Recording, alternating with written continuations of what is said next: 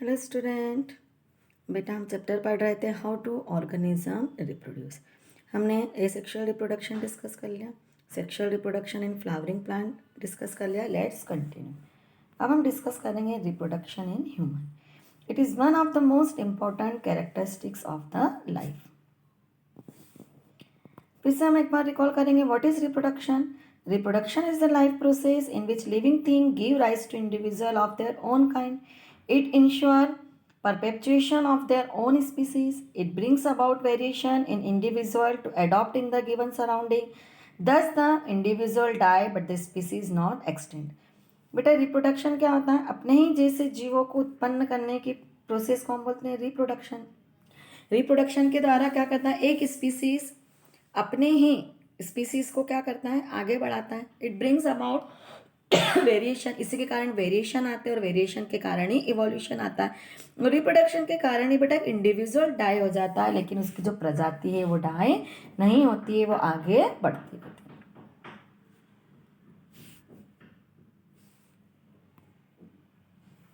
Reproduction in human. Reproduction in human is sexual reproduction. Fertilization takes place inside mother's body. The male gamete is called sperm, while female gamete is called ovum or egg. Ovum singular word है बेटा, इसका plural होगा ओवा. Egg singular है, इसका plural होगा eggs. तो ovum I means singular और ओवा आई मीन्स प्लूरल.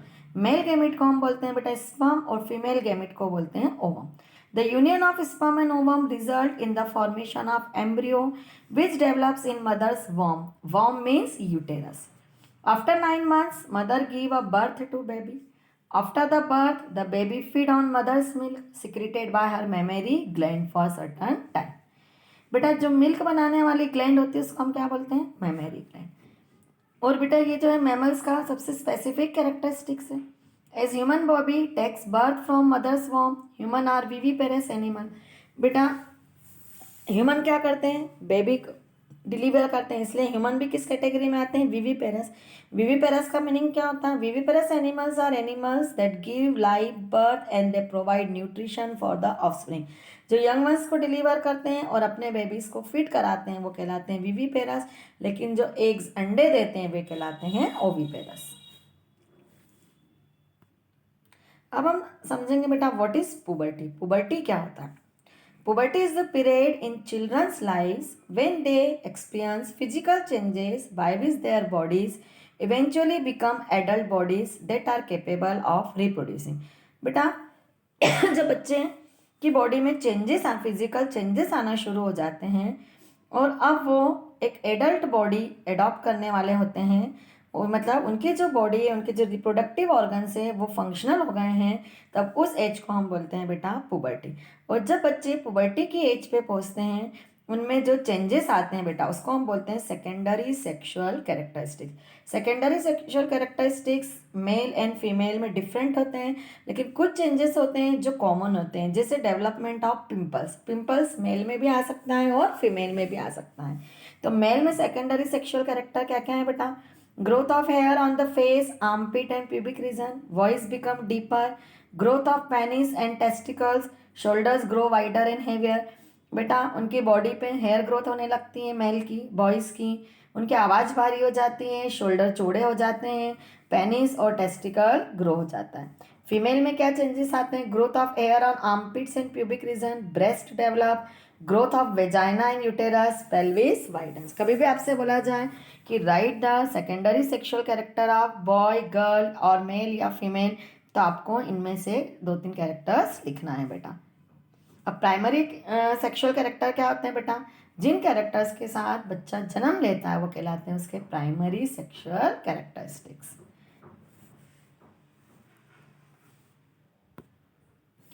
अब सेक्सुअल रिप्रोडक्शन में क्या होता है बेटा? 2 parents are involve. Offspring get genetic characteristics from both the parent. Reproduction can be internal और एक्सटर्नल. अब आपको यहाँ ध्यान रखना है बेटा कि रिप्रोडक्शन इंटरनल भी हो सकता है और एक्सटर्नल. इंटरनल का मीनिंग क्या होता है बेटा? जब fertilisation inside the mother body होता है तो उसको बोलते हैं इंटरनल फर्टिलाइजेशन, और जब fertilisation outside the mother body होता है तो कहा जाता है एक्सटर्नल फर्टिलाइजेशन. एक्सटर्नल जो रिप्रोडक्शन होता है बेटा फर्टिलाइजेशन वो takes place in fish and frog. Frog में क्या करते हैं, मेल अपने स्पर्म पानी में रिलीज कर देता है, फीमेल अपने ओवा पानी में रिलीज कर देती हैं, और दोनों जो है तैरते तैरते वाटर में ही फ्यूज हो जाते हैं। इसको बोलते हैं external fertilisation. Internal reproduction takes place in human, tortoise and crocodiles. The union of male and female gamete is called fertilisation. बेटा मेल गैमेट को कहा जाता है sperm and female gamete are known as ova. जब ओवा and sperm fuse होते हैं बेटा तो उस प्रोसेस को बोलते हैं फर्टिलाइजेशन। वो फर्टिलाइजेशन का प्रोडक्ट होता है बेटा जाइगोट। आपसे कभी भी क्वेश्चन पूछा जाए कि व्हाट इज द प्रोडक्ट या रिजल्ट ऑफ फर्टिलाइजेशन, तो आपका आंसर होगा formation of zygote which is unicellular. अभी जाइगोट जो है इसमें रिपीटिव सेल डिवीजन होता है और जाइगोट जो है वो कन्वर्ट हो जाता है एम्ब्रियो में। अब ये एम्ब्रियो जो है बेटा यूटेरस की तरफ मूव करता है, यूटेरस की वॉल से अटैच हो जाता है और डेवलप होना शुरू हो जाता है, तो developing embryo is known as foetus. Reproduction in human beings, सबसे पहले हम देखेंगे male reproductive system. The male reproductive system consist of pair of testis which produce the male reproductive cell और जर्म सेल और male gamete called sperm and the hormone testosterone. बेटा सबसे पहले ये देखिए आपको डायग्राम में अ पेयर ऑफ टेस्टिस होती है। टेस्टिस का फंक्शन क्या है, production of male gamete sperm and the hormone testosterone. और इसी हार्मोन्स के कारण क्या आते हैं बेटा, मेल में चेंजेस आते हैं। It is content in sac like structure called scrotum. अभी जो टेस्टिस है बेटा ये एक सेक लाइक स्ट्रक्चर जैसा कि आपको डायग्राम में दिख रहा है पाउच लाइक स्ट्रक्चर में प्रेजेंट होती है, इसको हम बोलते हैं स्क्रोटम। और ये जो टेस्टिस स्क्रोटम रहता है बेटा ये प्रेजेंट रहता है below the abdomen outside the body, body के बाहर बेटा। From each testis arise a tube called vas deferens. अब ईच टेस्टिस से एक ट्यूब अराइज होती है जैसा आपको डायग्राम में दिख रहा है, इसको हम बोलते हैं वाज डिफरेंस। ये जो वाज डिफरेंस है बेटा ये कैरी करती है sperm. It is joint to the urethra. The urethra is enclosed in a muscular organ called penis. ये यूरिथ्रा से जॉइन होती है और ये जो यूरिथ्रा है एक मस्कुलर ऑर्गन में प्रेजेंट होता है which is known as penis. It is a opening called genital pour.